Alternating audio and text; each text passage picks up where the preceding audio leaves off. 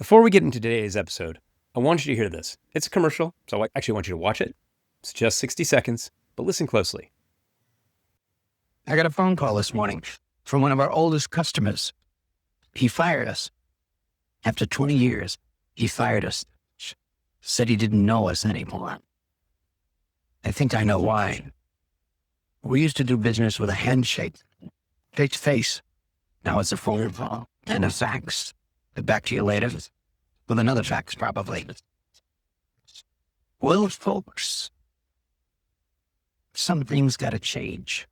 That's why we're gonna sit down and for a little face-to-face chat with every customer we have. But Ben, that's gotta be over 200 cities. Still fast. Thank you. If you're the kind of business that still believes personal service deserves a lot more than lip service, welcome to United. That's the way we've been doing business for over 60 years. Hey, Dan, where are you going? To visit that old friend who fired us this morning. United. Don't fly the friendly skies. That ad is from over 30 years ago, and it perfectly captures the heart of what account-based marketing claims to be today.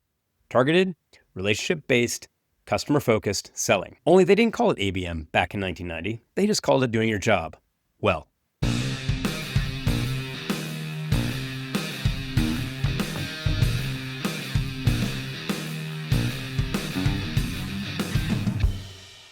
Hi, I'm Skip Federa, and this is Skip to the Point, your weekly 10-minute shot that cuts through the buzzword BS and gets to what actually matters in B2B marketing.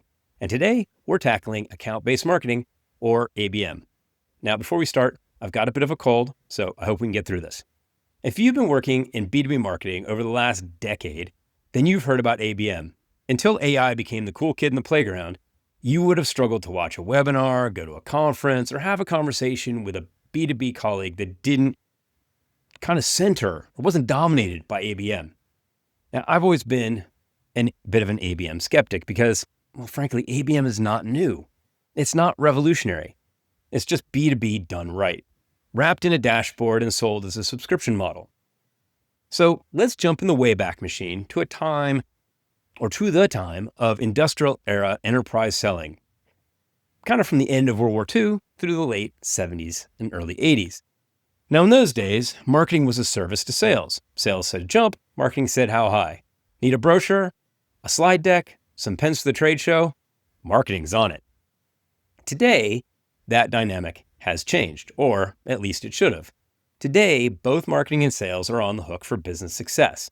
Together, we define the target accounts, we align what messaging resonates, and we run coordinated plays. And most importantly, we share accountability for hitting revenue targets. That's not innovation, that's just maturity.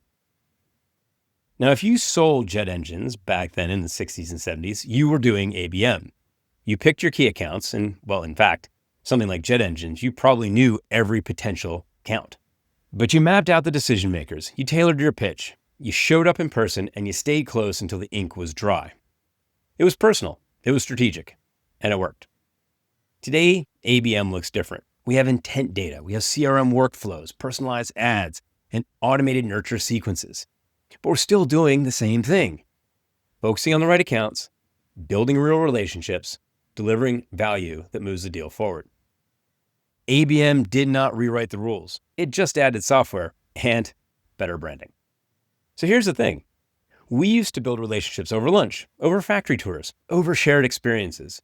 Today, those connections are digital. A well-timed email, a personalized landing page, a retargeted LinkedIn ad. The goal is the same: build trust, show relevance, and earn the right to sell. Only the medium has changed. And let me be clear, digital can scale, but it cannot replace human nuance. So if you're thinking about the number of records in your CRM rather than the number of conversations you can have, or if your ABM strategy forgets that buyers are people, it's not account-based marketing, it's account-based spam. One more shift that's worth calling out is how we measure success. In the old world, success was simple. Did we close the deal? In ABM, we look at engagement, we look at influence, we look at how many stakeholders interacted with the content and how far down the journey did they go. And that's good. It helps us identify what works, and it helps us identify what doesn't work. And it is good until it isn't good. because engagement without revenue will not save your marketing budget. So I like to use dating as a metaphor for marketing, as you'll learn throughout this series. And let me tell you this, if all you get is engagement and influence, then all you've done is very expensive flirting. If your ABM is lighting up dashboards but not driving deals, it's not marketing, it's theater. Revenue is the scoreboard. Everything else is just commentary.